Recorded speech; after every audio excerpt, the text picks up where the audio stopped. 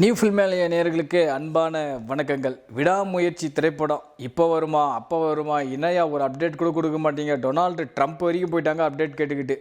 போன வாட்டி வலிமை திரைப்படத்துக்கு அப்படி தான் இங்கிலாந்து பிளேயர் மொயின் அலி வரைக்கும் போனாங்க. இப்போ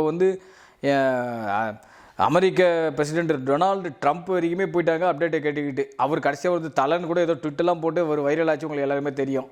ஸோ அந்த வகையில் பார்க்கும்போது விடாமுயற்சி திரைப்படம் நீண்ட நாட்கள், நீண்ட காலங்கள், நீண்ட மாதங்கள், நீண்ட வருடங்களுக்கு பிறகு அந்த படத்தோடைய ட்ரெய்லர், அந்த படத்தோடைய டீசர் 11/8 வருதுன்ட்டு 10:50, அதாவது நைட்டு 10:50 தான் அஃபிஷியலாக வருது. இந்த டீசர் ரிலீஸ் ஆகிறதுக்கு ஒரு 18 நிமிடங்கள் முன்னாடி தான் இந்த படத்தோடைய டீசர் வரப்போகுதுன்றதை போடுறாங்க அஃபிஷியலாக. என்ன மாதிரி ஒரு அஃபிஷியல் ரிப்போர்ட் பாருங்கள்.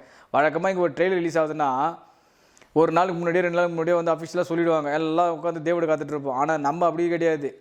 இவங்க பண்ணுற விஷயமே என்னென்னா 10 நிமிஷம் 5 நிமிஷம் முன்னாடி கொடுத்தா போதும்பா, எங்கே இருந்தாலும் ஒன்று கொடுவாங்கப்பா அப்படின்ற மாதிரி அவங்க நல்லா தெரிஞ்சு வச்சுட்டாங்க போல அஜித் ரசிகர்களை பற்றி. அதனால் 10 நிமிஷத்துக்கு முன்னாடி தான் இந்த டீசரோட அனௌன்ஸ்மெண்ட்டை கொடுத்தாங்க.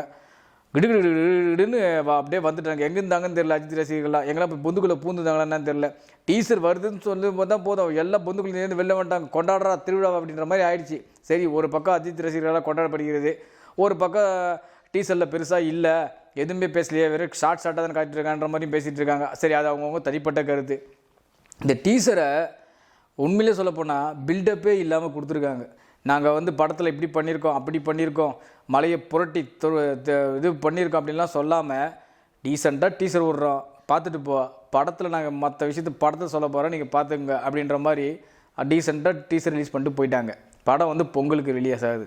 சரி, என்னங்க ஸ்பெஷலு அப்படின்ற மாதிரியும் சில பேர் கேள்வி கேட்குறாங்க. ஒன்றும் பெரிய ஸ்பெஷல் இல்லைங்க. நம்ம சூப்பர் ஸ்டார் ரஜினிகாந்த் அவர்கள் இந்த படத்தோடைய டீசரை பார்த்ததா ஒரு செய்தி இருக்குது.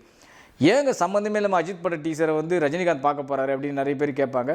ஒன்றும் இல்லை, அவர் லைக்கா பேனரில் படம் பண்ணுறதுனால, லைக்கா பேனரில் ஆல்ரெடி இவர் வேட்டையன் படம் பண்ணியிருந்ததுனால லைக்கா நிறுவனத்துக்கும் ரஜினிகாந்துக்கும் ஒரு நெருங்கிய நட்பு வட்டாரம் இருக்குது. அந்த வகையில் லைக்கா திரைப்படத்தில், அந்த வகையில் லைக்கா ப்ரொடக்ஷன் தயாரித்திருந்த இந்த படத்தை ரஜினிகாந்த் அவர்களுக்கு போட்டு காட்டப்பட்டதாகவும் ஒரு செய்தி இருக்குது. ரஜினிகாந்த் போட்டு பார்த்தது பிறகு வெகுவாக அந்த டீமையும் அஜித்குமார் அவர்களையும் பாராட்டியிருக்கார் அப்படின்ற மாதிரியும் ஒரு செய்தி இருக்குது. அஜித்குமார் மீது தனிப்பட்ட பாசம் கொண்டவர் தான் ரஜினிகாந்த். உங்கள் எல்லாருக்குமே தெரியும். எப்போவுமே தமிழ் சினிமா இண்டஸ்ட்ரியில் அஜித்குமார் மீது தனிப்பட்ட ஒரு பாசம் எப்பவுமே ரஜினிகிட்டம் உண்டு. அதுக்கு காரணம் என்னென்னு நிறைய பேருக்கு தெரியும்.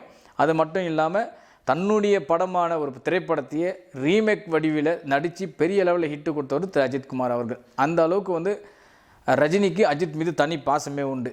இது ஒரு பக்கம் இருந்தால் கூட இன்னொரு செய்தி வைரலாக பரவிட்டு இருக்கு. என்னென்னா, அஜித்குமார் அவர்கள் கலந்து கொண்டிருக்கிற அந்த கார் ரேஸ் பந்தயத்தில் விஜயோட கட்சி கொடியில் யூனிஃபார்ம் போட்டிருக்காரு அப்படின்ற மாதிரி சில பேர் கிளப்பிட்டுருக்கானுங்க. விஜயோடைய கட்சி கொடியை தூக்கிட்டு போயிட்டு அஜித்குமார் கார் ரேஸில் கலந்ததுனால அங்கே இருக்கிறவங்களாம் விஜய் கட்சிக்கு ஓட்டு போட போகிறாங்களா? எனக்கு தெரியாது, எனக்கு ஒன்றும் புரியல. ஏங்க, ஒரு யூனிஃபார்ம் பல டிசைன்களில் பல கலர்களையும் இருக்கும். அது ஒரு ரேசர் போட்டிருக்க யூனிஃபார்ம்லாம் முன்ன பார்த்துருக்காங்களா இல்லையான்றது கூட இவங்களுக்கு தெரியல. ரேசர் போடுற யூனிஃபார்ம்லாம் நீங்கள் பார்த்துருக்கீங்களா? அங்கங்கே ரெட்டு இருக்கும், க்ரீன் இருக்கும், ஒரு ஷேடாக இருக்கும், அங்கங்கே ரெட்டு இருக்கும், க்ரீன் இருக்கும், ஒரு ஸ்டிப்பு மாதிரி டிசைன்ஸ் நிறைய இருக்கும். ஸோ இந்த மாதிரி நிகழ்வுலாம் அந்த யூனிஃபார்மில் நிறையவே இருக்கும். முன்ன ரேஸ் கார் எம்ஆர்எஃபோட ரேஸ்லாம் பாருங்கள், அந்த பந்தயத்தில் கலந்துக்கிறவங்களுடைய யூனிஃபார்ம் பாருங்கள், எல்லா கலர்ஸும் இருக்கும். ஒயிட்டில் இது மாதிரி போட்டிருப்பாங்க, இல்லை பிளாக்கில் டிசைன் பண்ணியிருப்பாங்க. உடனே அந்த டிசைன் இருக்கிறதுனால உடனே இந்த கட்சி கொடி விஜய் அவர்களுக்கு சப்போர்ட் பண்ணுறாரா அஜித் அப்படின்ற மாதிரிலாம் பல பேர் கிளம்பிட்டானுங்க.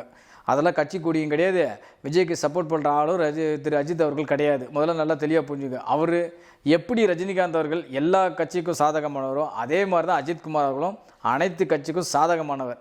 இந்த கட்சியை பகைச்சிக்கணும், அந்த கட்சியை பகைச்சிக்கணுன்ற இதெல்லாம் அவர் கிடையவே கிடையாது. தான் உண்டு, தான் வேலை உண்டுன்னு இருக்கிற முதல் நடிகர் அவர் தான். நிறைய நடிகர் இருக்காங்க, அதில் முதன்மையான நடிகர் திரு அஜித்குமார் அவர்கள். உடனே விஜய்க்கு சப்போர்ட் பண்ணுறாரா தலை அஜித், அப்போ அஜித் ரசிகர்கள்லாம் ஓட்டு போடுங்கடா அப்படின்ற மாதிரிலாம் கிளம்பிடாதீங்க ஒரு கும்பல். ஓட்டு போடுவது அவங்கவுங்க தனிப்பட்ட விருப்பம்.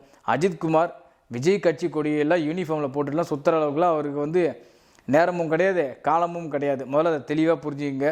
விடாமுயற்சி திரைப்படத்துடைய டீசர் வெளியாகி வைரலாக பரவிட்டுருக்கு. இந்த திரைப்படம் பொங்கல் விருந்தாக வரும் அப்படின்ற மாதிரியும் சொல்லியிருக்காங்க. எனக்கு தெரிஞ்சு ஜனவரி 9 இல்லை ஜனவரி 10 இந்த திரைப்படம் வெளியாக அதிக வாய்ப்புகள் இருக்குது. மீண்டும் சந்திப்போம். நன்றி, வணக்கம்.